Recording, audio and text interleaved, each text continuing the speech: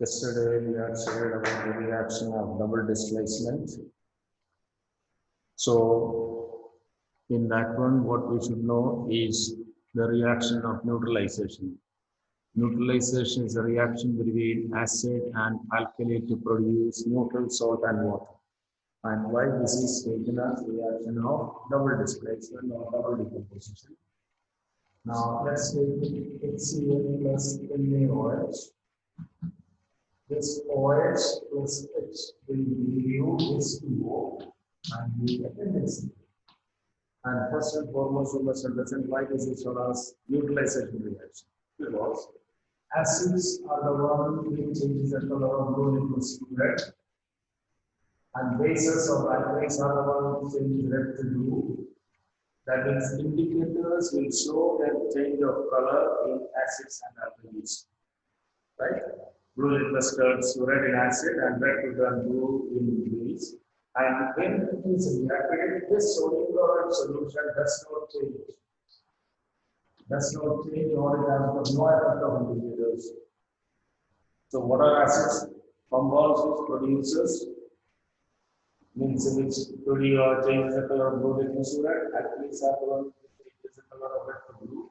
And when these both are reacted, the product that is formed does not change the color of any indicators. So we see that this is acid, this is alkali, and the one which does not change the color is position as neutral.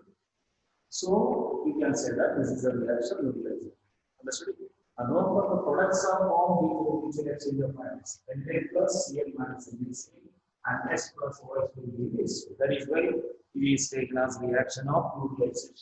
Understood? But rather, it is, since it is given in the initiative book as the reaction double displacement, therefore, even if asked, you can give this example also. But remember, when the reaction double displacement is taken, it is a reaction between one of the product is salt, the other is acid, or salt and alkali, or salt and salt, getting a new salt. Means one of the reactant is a salt and the product is also salt. And if we use an acid, there will be a new acid form.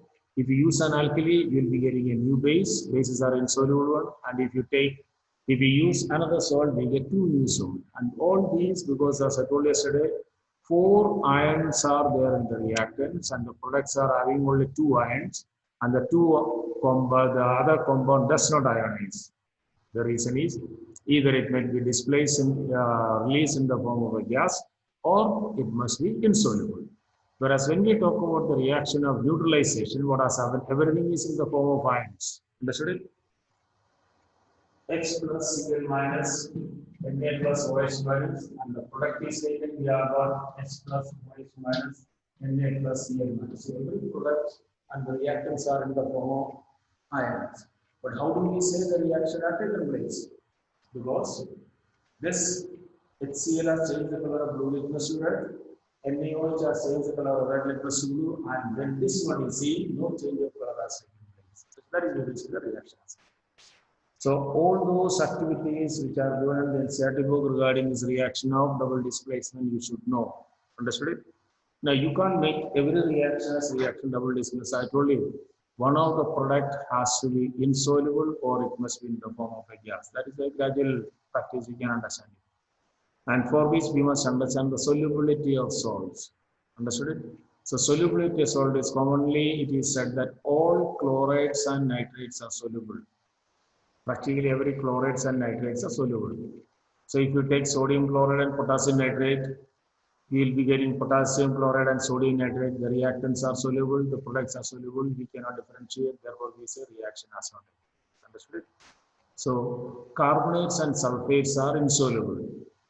These are general statement. Understood it? So carbonates and sulfates of calcium carbonate, magnesium carbonate, etc. These things all are insoluble. So you can take the example as this way. Ammonium carbonate plus sodium chloride. Ammonium carbonate plus sodium chloride, you will be getting sodium carbonate plus ammonium chloride. So that carbonate is insoluble, it gets separated. So this is simple one. Understood it? Okay. Now after finishing of that, we'll go with the next reaction, most important, that is the redox reactions. Understood it?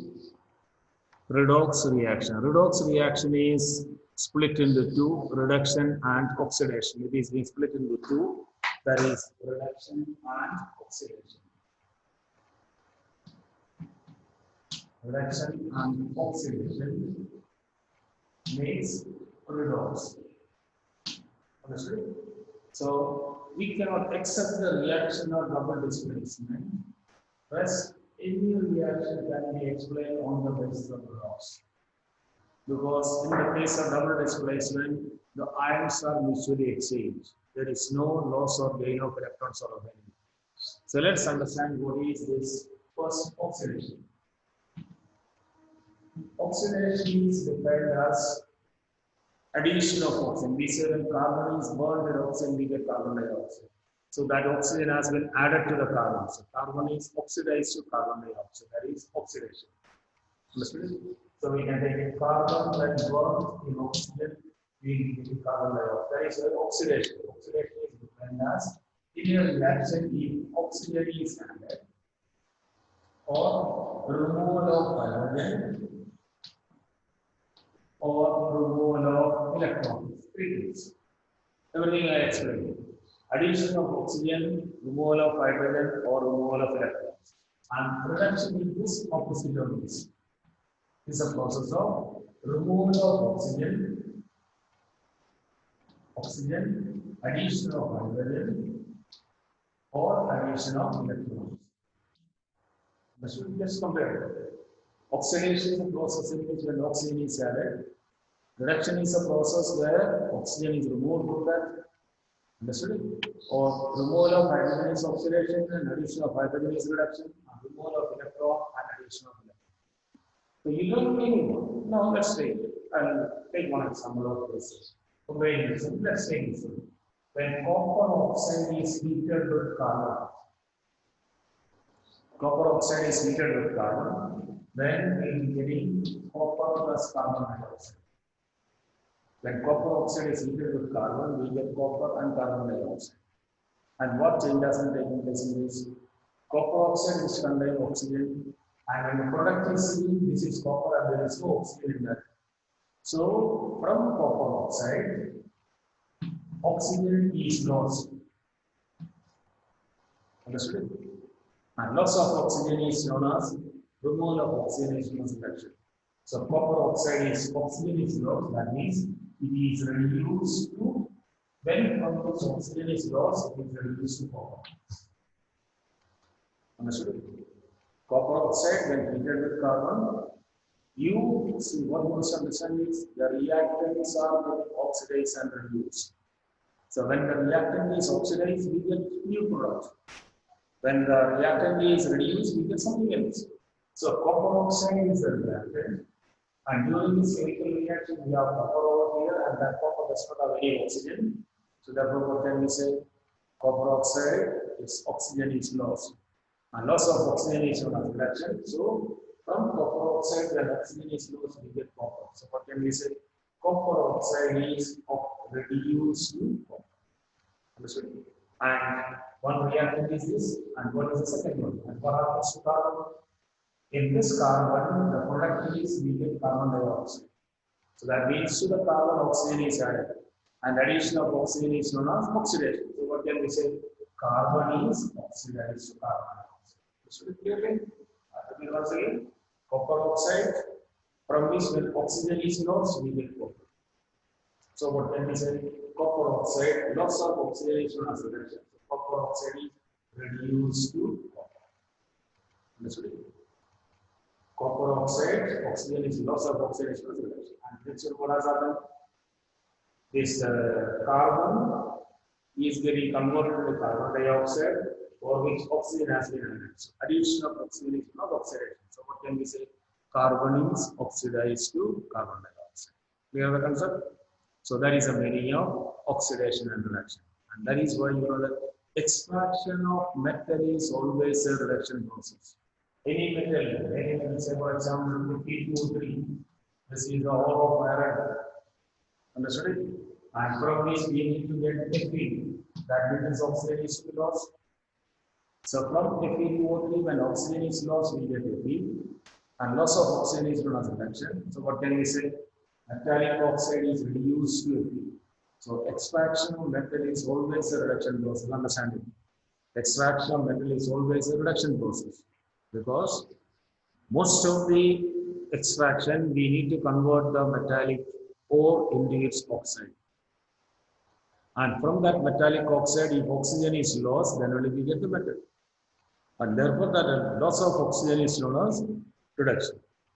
So extraction of metal is always a reduction process. What is clear? And when the non-metal, just the reverse. Understood it clearly? So, and then this one. Carbon is here in this one, it is oxidized to carbon dioxide. Now listen, this copper oxide, from this copper oxide, who removed oxygen? Carbon. So therefore we can say copper oxide is reduced to copper by carbon. Copper oxide is a reactant, the product is copper. From copper oxide, the oxygen is removed by the carbon, therefore carbon is a reducing. You can understand it in the extraction process. Carbon is used as the most commonly used reducing agent. So the reaction has taken place. Copper oxide is reduced to copper. Copper oxide is reduced to copper because the more it is. So carbon is oxidized. Therefore, you can understand it this way. Any reactant that is oxidized, will always be the reducing agent, and any reactant that is reduced will be the oxidized. Understood it well? Any reactant that is oxidized will be the reducing agent, and any reactant that is reduced will be the oxidizing. So understand it this way. All oxidizing agents undergo reduction, and all reducing agents undergo oxidation. All oxidizing agents undergo reduction, and all reducing agents undergo oxidation. Clear? This is about redox. This is regarding what I told you is the addition and losing of oxygen. Now let's take the next phase, hydrogen phase.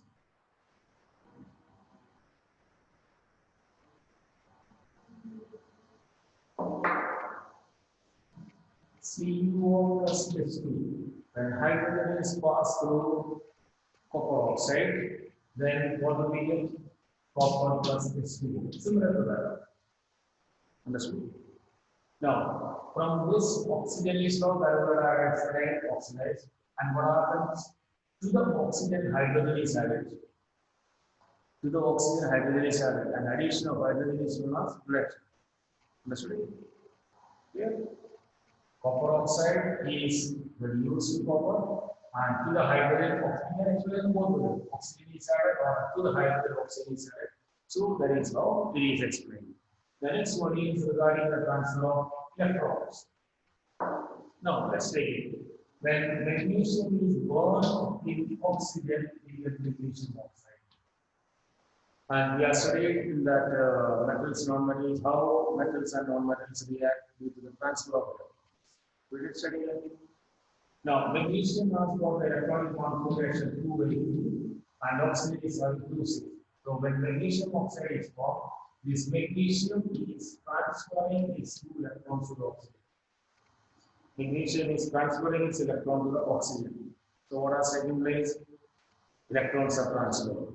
So magnesium has lost. This has lost electron. Loss of electron is known as oxidation. That the magnesium is oxidized to magnesium oxide. Understood? Magnesium is oxidized to magnesium oxide. And during this formation of this oxide, this magnesium, this oxygen has gaining electron, and gaining of electrons has reduction. Right? Magnesium 2A2, it is transferred its electron to the oxygen, so we can say loss of electron. Magnesium is oxidized. When magnesium has given its electron to oxygen, the compound form is magnesium oxide. So what do we say? Magnesium is oxidized to magnesium oxide. Transfer. And when we talk about this oxygen has gained electron, and gained electron is known as reduction. Therefore, oxygen is reduced to magnesium oxide. Understood? So in any chemical reaction, whether oxygen or hydrogen are involved or not, but if there is any change in the number of electrons, then the reaction will be redox. Now, similar example. I did explain that sodium burns in chlorine, we get sodium chloride. There is no oxygen, no hydrogen. But you look at during the formation of sodium chloride, the sodium is transferring its electron to the chlorine. One electron, one valence electron of sodium is equal to the chlorine. So that is how the sodium chloride is formed. So what has happened? Sodium has lost electron, therefore it is oxidized. The chlorine has gained electron, therefore it is reduced. And this is what is known as redox. One more example. SO2 plus H2S will be giving H2O plus S. 2SO2, SO2 plus 2H2S will be. Now see what has happened. From sulfur dioxide, oxygen is lost. Loss of oxygen is known as reduction. Understood it?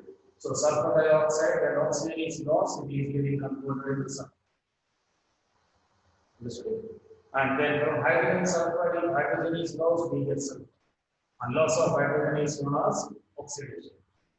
So sulfur dioxide is reduced to sulfur, SO2 is oxidized to sulfur. So in the chemical reaction, like as I told you earlier, always carbon is used as reducing agent. Likewise, since H2S is always getting oxidized, it is also known as strong reducing agent. Understood? So this is all about the redox. So any chemical reaction where there is some transfer of electron, and that can be considered as redox, and you can explain that also. Redox chemical reaction. Understood it well? Okay, the next one is what we need to do is oxidizing and reducing agents. I told you anything that is getting oxidized will be the reducing agent, and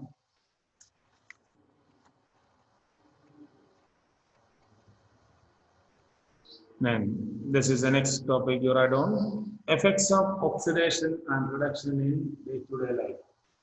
Effects of oxidation and reduction in everyday life. Oxidation reduction reactions also have damaging effect on materials and metals and food. There are two common effects of oxidation. Means oxidation reduction, it is a chemical reaction cannot have only oxidation. It will be having both oxidation and reduction. Understood? That is why it is termed as redox. One can't say that it is reduction and oxidation. Have you understood it? Suppose like carbon is oxidized to carbon dioxide. Carbon gets oxygen. So carbon is oxidized. Carbon has lost electron, therefore it is oxidized. Oxygen has gained electron, therefore it is reduced. So if any chemical reaction, if there is some transfer of electron, then it is known as redox. So therefore we can say that this redox has impact on corrosion of metals. And second one, rancidity of food. Understood it? Now, what is corrosion of metals? You all must have seen it. Fe, iron, get rusted. Understood it?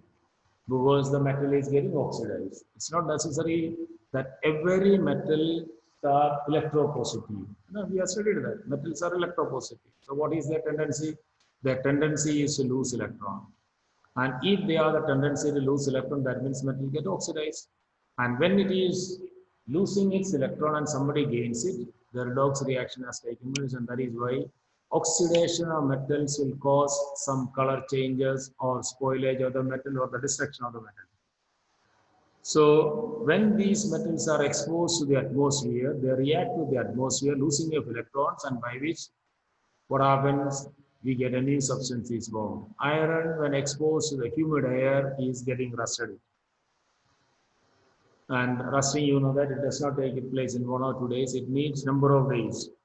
When it is exposed to the humid air for a longer time, the reddish brown structure that is formed is rust. You must be knowing about that the grill or the gate of which one is not painted for frequently or number of years, then flax like thing is formed, which is what is we say is jungle area or it is rusted. The copper metal gets a greenish coating. If you have any brass utensils or copper utensil which is not being used continuously for certain months or years, and when you go and check it out, in between there are patches of greenish coating. And this greenish coating is what is known as basic copper carbonate. Understood? The name is important. The greenish coating that is formed over the metal is basic copper carbonate. What is basic copper carbonate is It is a mixture of copper hydroxide and copper carbonate. Understood it?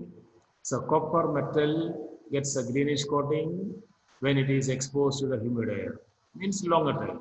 If you buy a brass utensils and don't think that it will be corroded within 1 or 2 days, it may take months to form. Understood? That is why we need to polish off these things. When we polish off this one, what has happened? How do we clean these copper utensils?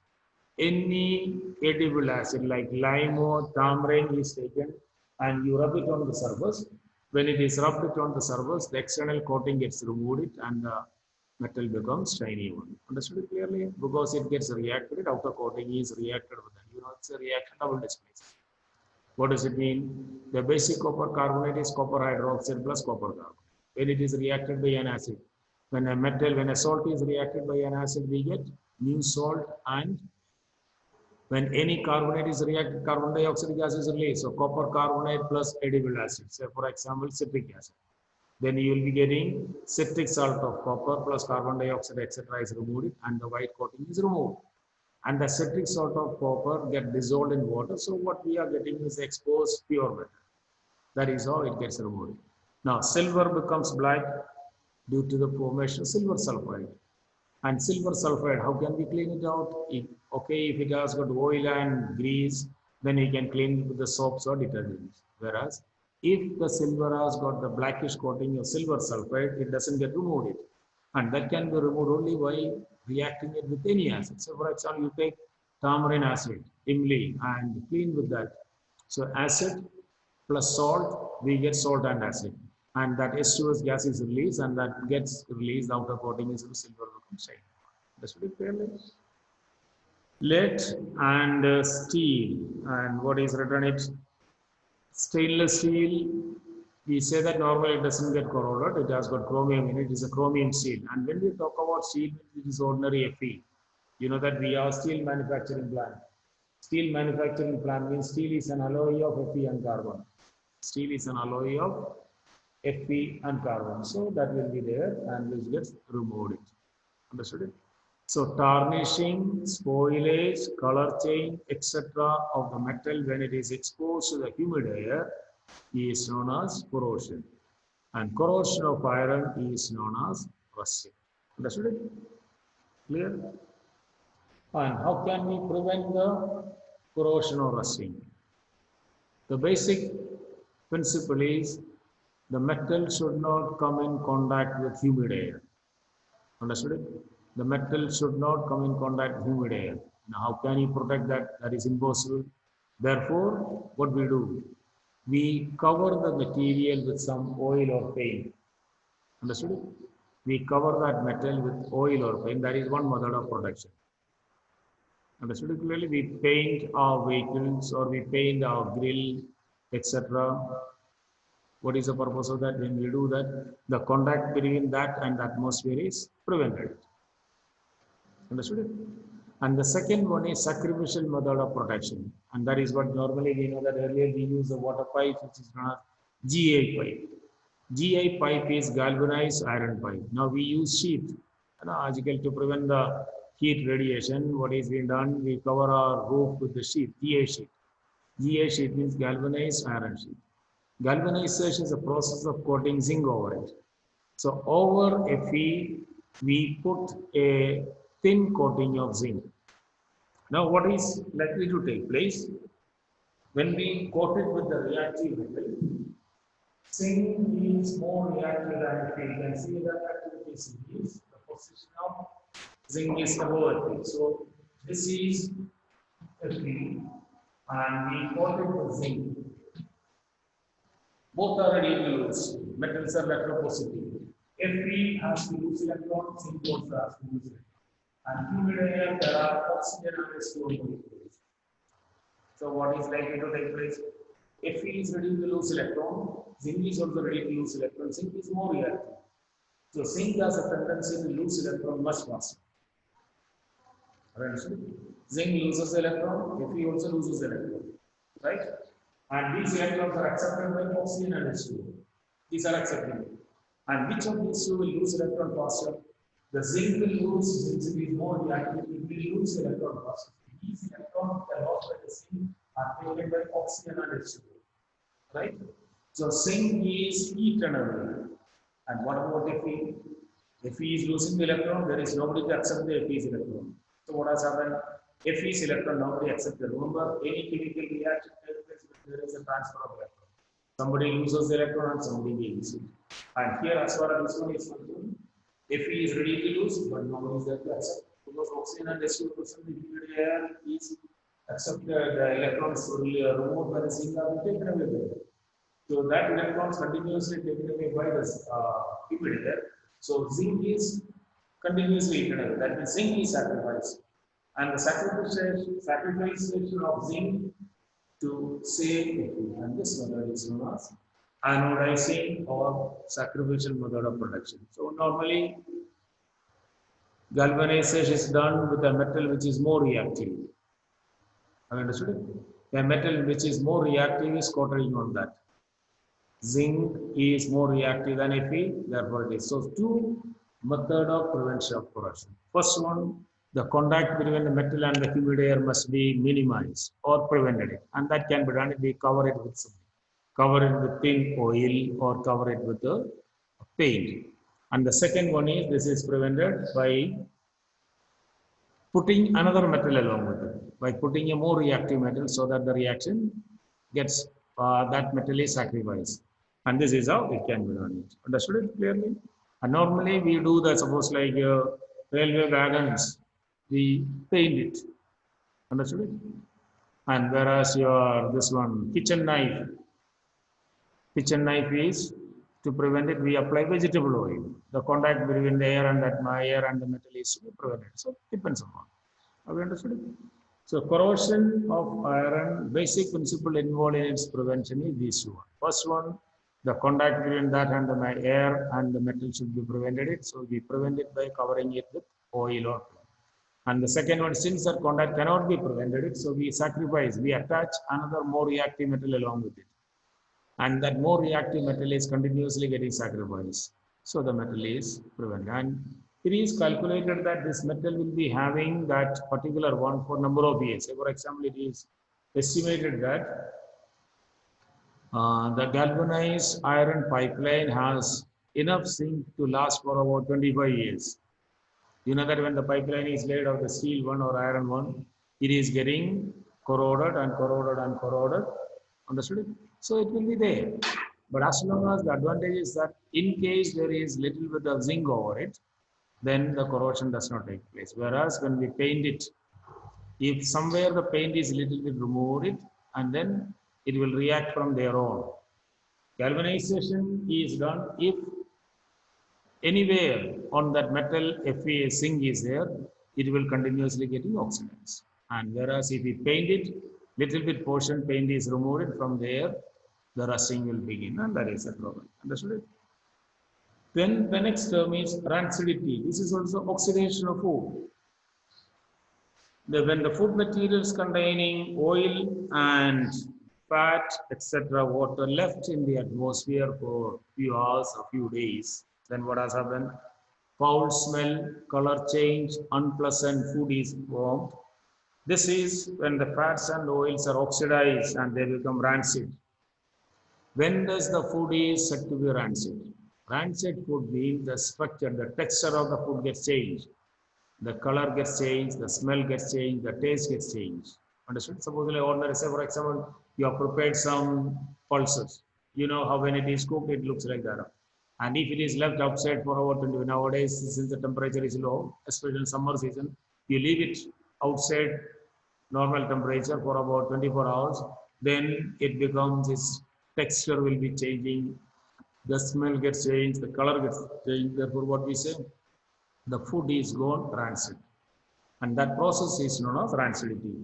The change in color, odor, flavor of oily fat due to oxidation is called rancidity. Understood it? And what are the main methods to prevent rancidity? First one, what I told you, we must prevent is oxidation. And that oxidation can be prevented by adding certain oxidizing antioxidants. Understood it? Antioxidant is added. The next one is keeping it in airtight containers and packing in vacuum, refrigeration of the food, storing food away, because when you buy any packed items, it is written certain conditions are mentioned on that. You follow the condition, what is to be obeyed. They say that once open, keep it under refrigeration. Understood? So that the bacteria cannot survive. Understood? And once it is vacuum packed, it is okay. You leave it anywhere, it does not get spoiled, rancid. But once it is open, then there is a chance of air entering in it and it will get spoiled. So once it is opened, the condition that are written on that container is to be followed. Understood it clearly? And mostly anything you get it from the market has got all antioxidant added into this. Understood it? That is a homemade food is much better than from the market what we are getting. Every packed item we get from the market has got quite a good amount of antioxidant. If they don't add this antioxidant, by the time it comes to your home, from the manufacturing unit till the wholesaler, retailers, and etc., there is a chance of getting it spoiled. And to prevent that only, they add this antioxidant.